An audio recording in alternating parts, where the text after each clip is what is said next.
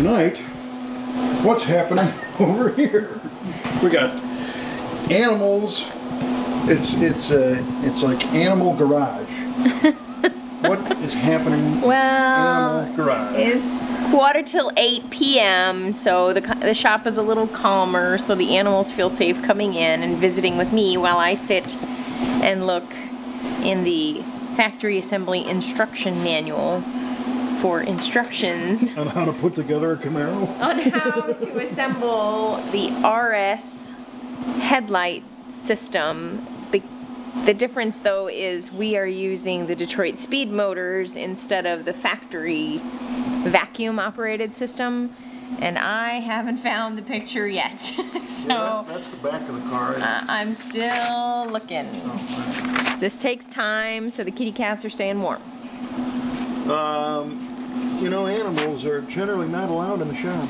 I know, that's why we're taking advantage of this very safe environment here where there's no fire, there's no sparks. Welding right there. Well, that's over there.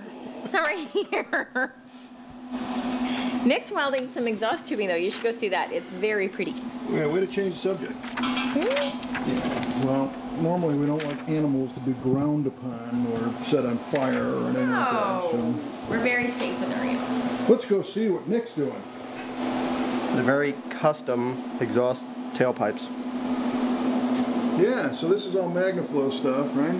Yep, all MagnaFlow, a couple J bends, and I used the factory tailpipes for some of the bends, but I had to make them more crisp and lengthen some of the turns to get around the Detroit Speed rear end and the gas tank and all the suspension.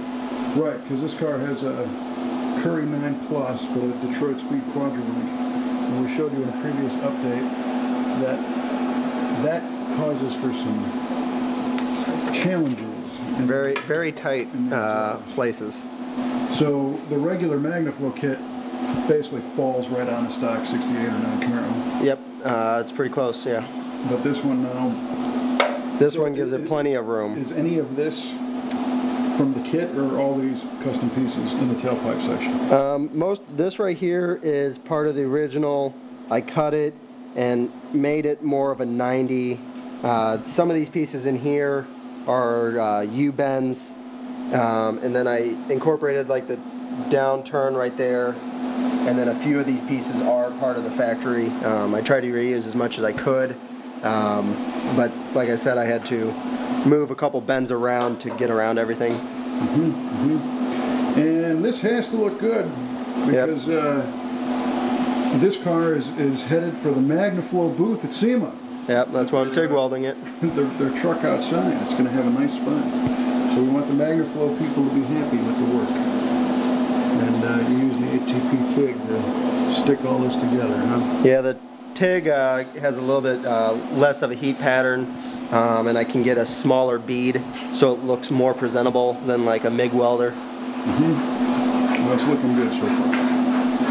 And the rest underneath the car has the whole MagnaFlow X-pipe and MagnaFlow mufflers that we like the sound of. You know, I don't think there's anything better than MagnaFlow mufflers on the big block. No, sound is one of a kind. It makes the whole car just have that nostalgic muscle car feel. Sweet. Nick is now writing the marketing material for MagnaFlow. And Trevor, what's happening over there?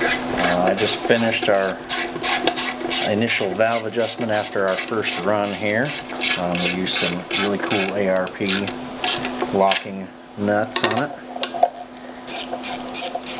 That's about all I did over here. Oh, I did install the console with our hidden switches for the blue dots.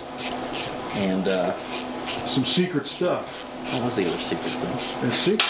Can't say. I'll have to show them that stuff later. Alright, so there's the update. Don't look at that, you'll go blind. If anybody wants some kitties for adoption, they're up for adoption. You know what's funny is the owner of this car took the fourth one home already. That's your fault. What a dog. Anybody want a dog? Yeah, the dog could go too maybe. But he needs a lot of room to run and a lake to swim in. No ducks and no chickens. No. And if you take the dog, you gotta take a clothespin for your nose. Because he's thinking if you swim in the lake. No. Oh, how sweet.